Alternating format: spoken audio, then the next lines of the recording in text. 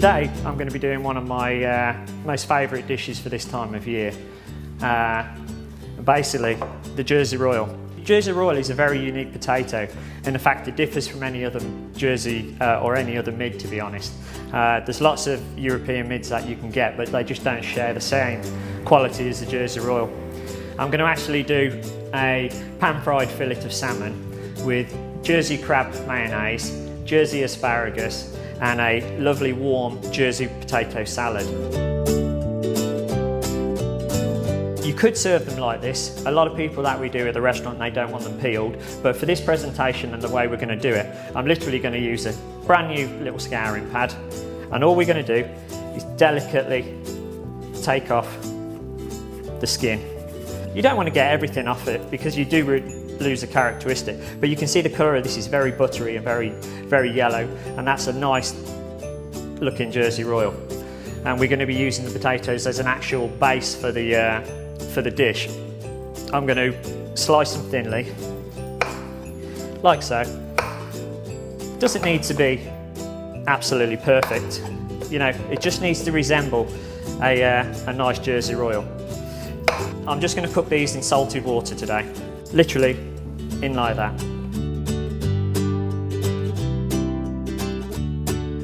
So here we have it. One piece of salmon, beautiful organic salmon, like so. It's pre-skinned, or also you've got the skin on. With a sharp knife, just go in, make a little gap, so you got like that. Hold it down with these two fingers, and just gently slide the knife. As you can see, Jersey Royals are happily boiling away there, not rapidly boiling because they are a delicate potato. If you have it on too much heat, they're just going to boil away. This is the part of the asparagus that you actually, which is the main part of the asparagus, but then in between you've got the stalky bit, which halfway down is actually fine, but when you get to the bottom, this is what you want to disregard. All these little nodes, all we need to do is remove them. We'll just prep a few more bits of asparagus like that. Right, we're actually ready on the potatoes. They're not all broken up, they're all in one piece.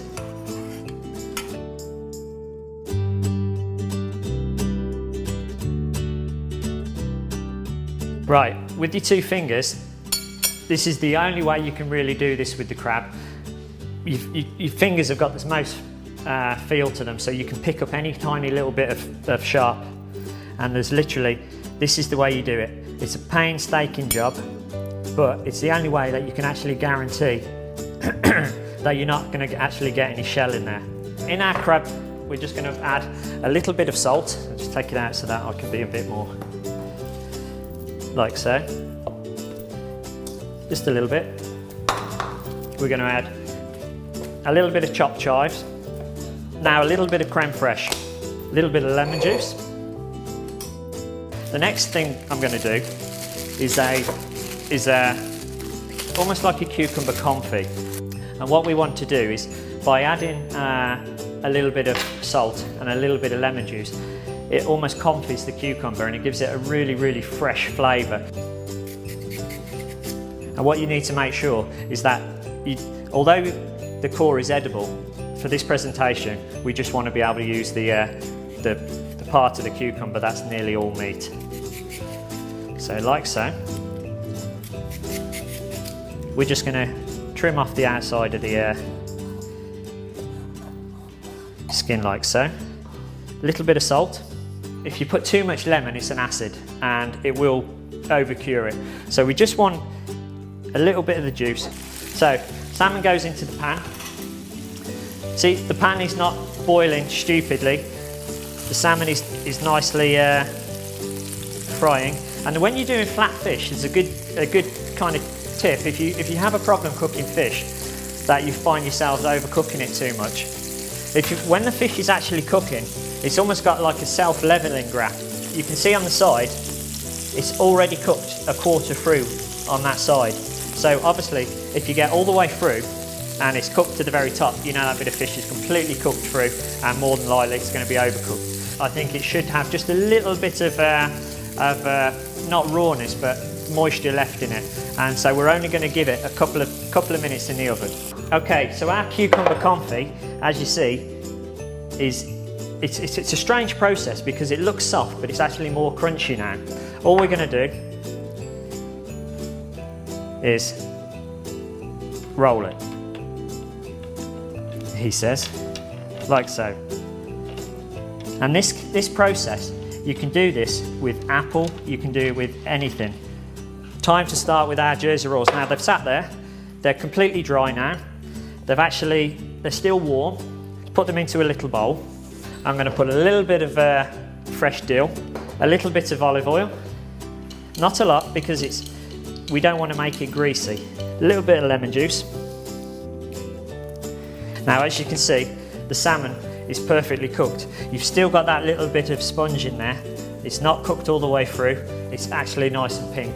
Now my guilty pleasure, I know it was all too healthy along the way, a good portion of butter. What we actually want the butter to do is actually just to help colour up the fish. So just moving it around. So we're just going to melt that.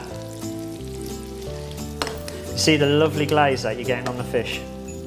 You've spent all of this time doing all of these lovely ingredients bit by bit. Now's the time to show off to your friends, you know, your presentation skills. This is a little technique called quenelling. Literally, it's just making your crab mayonnaise look like a little egg.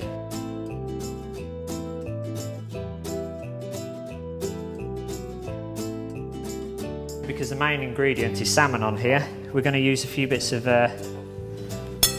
salmon eggs. Now we're going to put on our fish, like so. Take a few bits of asparagus out, and then just arrange how you want it. Pea shoots are a fantastic addition. They're a beautiful herb. Now the last thing I'm going to add on here is a little bit of oil.